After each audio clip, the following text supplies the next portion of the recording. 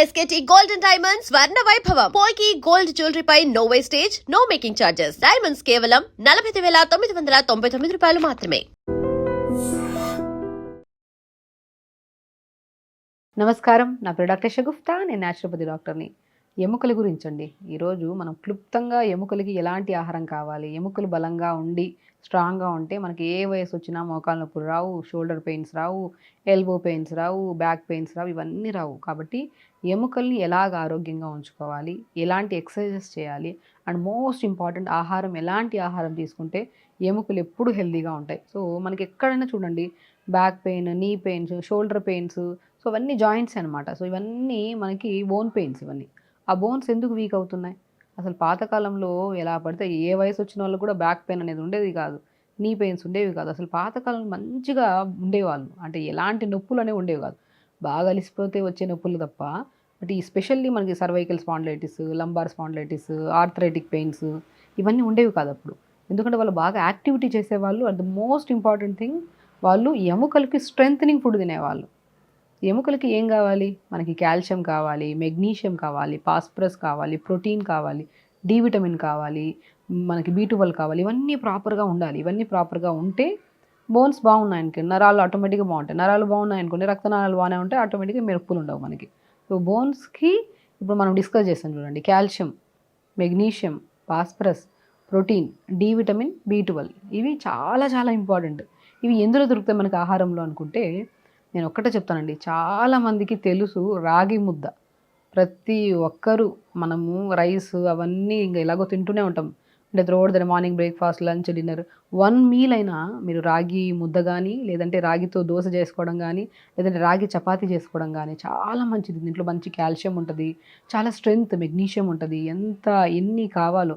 Not only bone ఒకటే కాదు, బరువు తగ్గాలనుకున్న వాళ్ళు. ఎందుకంటే కొంతమంది అధికంగా బరువు ఉండడం వల్ల ఆ బరువు అంతా మోకాళ్ళ చెప్పుల మీద పడి ఆ బరువు వల్ల కూడా మనకి మోకాళ్ళ నొప్పులు వచ్చే ఛాన్సెస్ ఉంటాయి. సో కాబట్టి అధిక బరువు ఉంటే బరువు తగ్గించడానికి రాగి అద్భుతంగా పనిచేస్తుంది. అండ్ దాంతోపాటు బోన్ స్ట్రాంగ్గా ఉండడానికి రాగి పనిచేస్తుంది. బ్రెయిన్ కెపాసిటీ, అంటే చాలామందికి మతిమరుపు వస్తుంటుంది కదా, ఆ మతిమరుపును తగ్గించడానికి రాగి బాగా పనిచేస్తుంది. అండ్ దాంతోపాటు మనకి జుట్టు రాలుతుంది, హిమోగ్లోబిన్ తక్కువ ఉంది, బాడీ వీక్గా అనిపిస్తుంది, ఏది తిన్నా ఆకలి అనిపించట్లేదు, లేదంటే విపరీతమైన ఆకలి, ఇలాంటి ఏ కంప్లైంట్స్ ఉన్నా రాగి ముద్ద అద్భుతంగా పనిచేస్తుంది. మనం ఏం చేద్దాం అంటే, కొంతమందికి రాగి ముద్ద తెలియదు. కొన్ని ఏరియాస్లో రాగి ముద్ద చాలా ఫేమస్, ఇట్లా రాయలసీమ అంట, అలా అక్కడ చాలా ఫేమస్. వాళ్ళకి తెలుసు బాగా రాగి ముద్ద తింటుంటారు. ఒక మీల్ అయినా సరే వాళ్ళు మంచిగా రాగి సంగటి చేసుకొని, మంచిగా ఏదైనా మనం పల్లీ పచ్చడి కానీ, లేదంటే మనం ఏదైనా కూరలు చేసుకొని కానీ, అలా డిఫరెంట్ కర్రీస్తో తింటూ ఉంటారు. వాళ్ళకి అలవాటు ఉంటుంది.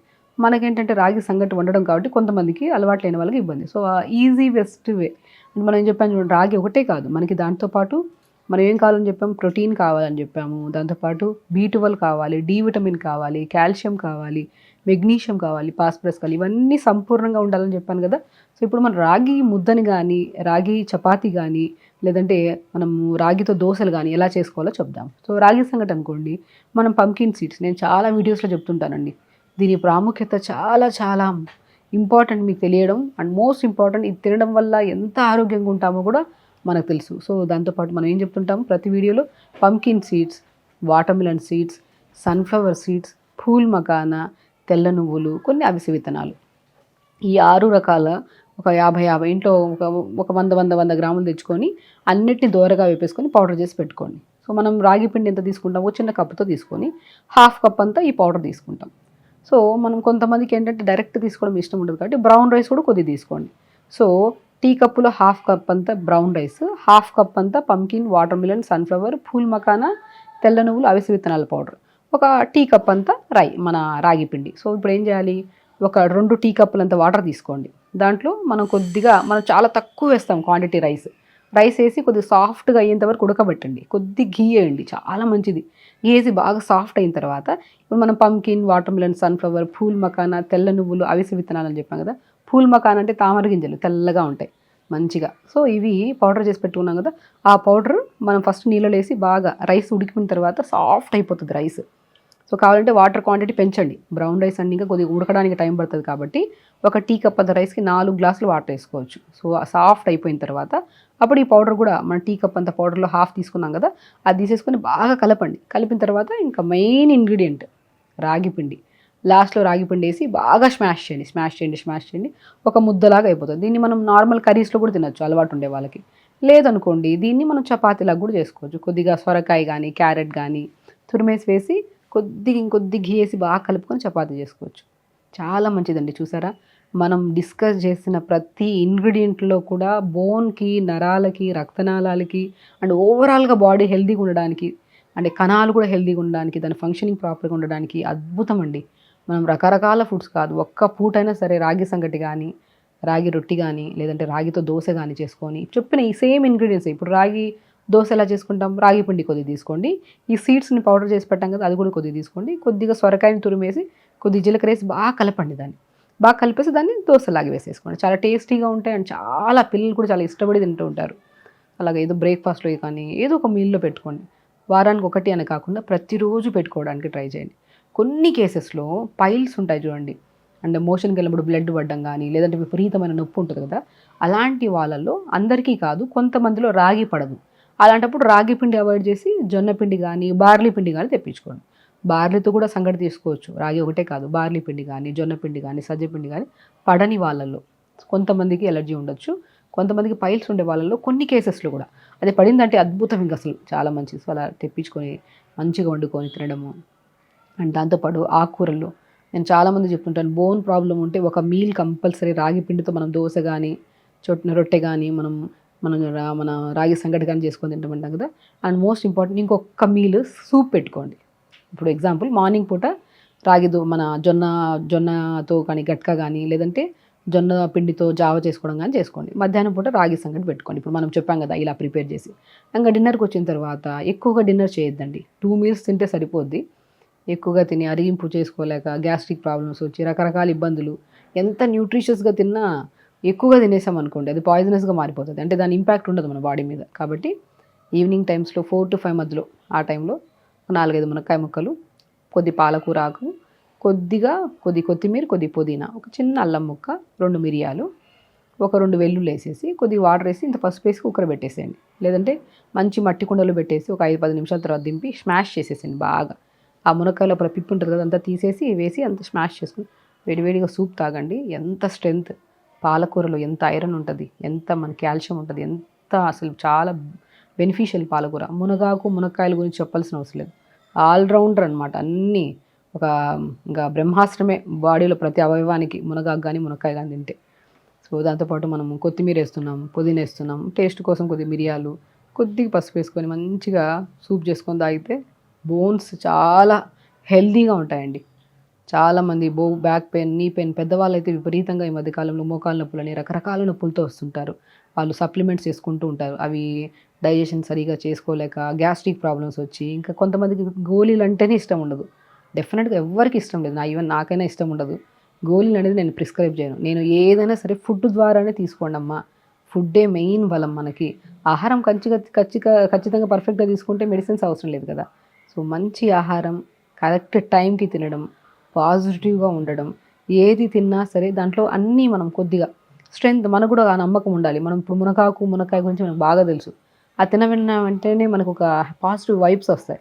అలాగా మునగాకులకి దీంట్లోకి ఇవన్నీ యాడ్ చేసుకొని రెగ్యులర్గా తీసుకుంటూ ఉండి, అండ్ ఎక్సర్సైజ్ రెగ్యులర్గా చేసుకోండి. పొద్దున్నే లేచి మోకాలు నొప్పులు ఉన్నాయి ఎక్సర్సైజ్ చేయొద్దు, బ్యాక్ పెయిన్ ఉన్నాయి ఎక్సర్సైజ్ చేయొద్దు, అలా ఉంటారు చాలామంది. అందరూ చేసుకోవచ్చు, కానీ థెరపటిక్గా, అంటే కొన్ని ఆసనాస్ చేయాలి, కొన్ని ఆసనాస్ చేయదు. ఇప్పుడు మోకాలు నొప్పులు ఉండేవాళ్ళు బెడ్ మీద కూర్చొని ఒక పిల్లోని డబల్ ఫోల్డ్ చేసుకొని మోకాళ్ళ కింద పెట్టి, ఇప్పుడు పాదాలు అనుకోండి, ఇవి కాళ్ళు ముందుకి వెనక్కి స్ట్రెచ్ చేసుకోవడం.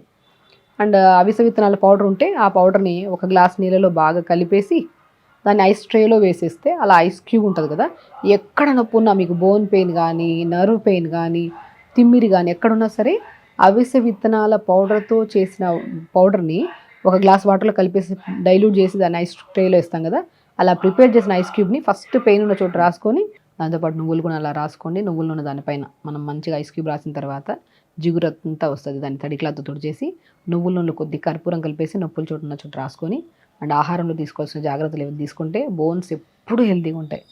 బోన్స్ ఎప్పుడు చూడండి, వయసుతో సంబంధం లేకుండా బోన్స్ ఎప్పుడు స్ట్రాంగ్గా ఉండాలి, అప్పుడే మనకి ఏ నొప్పులు ఉండవు. అవి ఆ నొప్పులు రాకుండా ఉండాలంటే మనం చెప్పినట్టు మంచి ఆహారం, టైంకి బలమైన ఆహారం తింటే ఏ రకమైన సమస్యలు రావు. సో ఖచ్చితంగా చేయండి.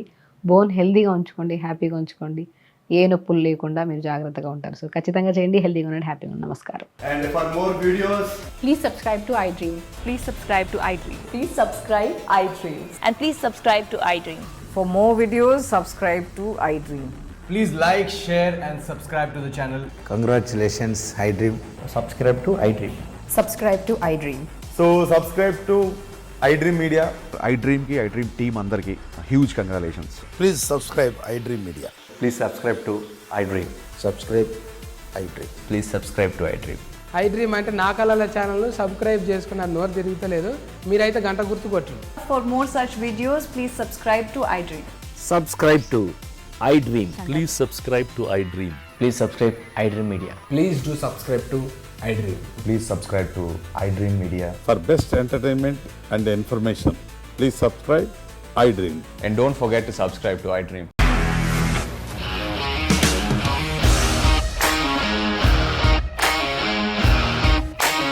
ఇండస్ట్రీలో కమిట్మెంట్ ఇష్యూస్ వస్తే నీకు కూడా వచ్చినట్టు మార్నింగ్ తీసుకెళ్ళారంటే కొట్టి పడేస్తారు.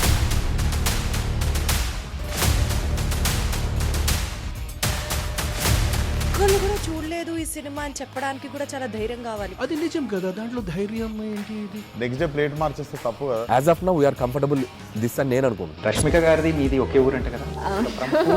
నీకు కోపం వచ్చిందంటే బాగా తిట్టేత్తరా? తిట్టేద్దామండి. నిజంగా గేమ్ ని ఎలా చేంజ్ చేయగలిగారు? ఏపీఎస్ఎఫ్సి వాళ్ళకి 6 నెలల్లో నేను 6 లక్షలు కట్టా. బిజినెస్ చేయాలనుకుంటే it is as difficult as riding a tiger.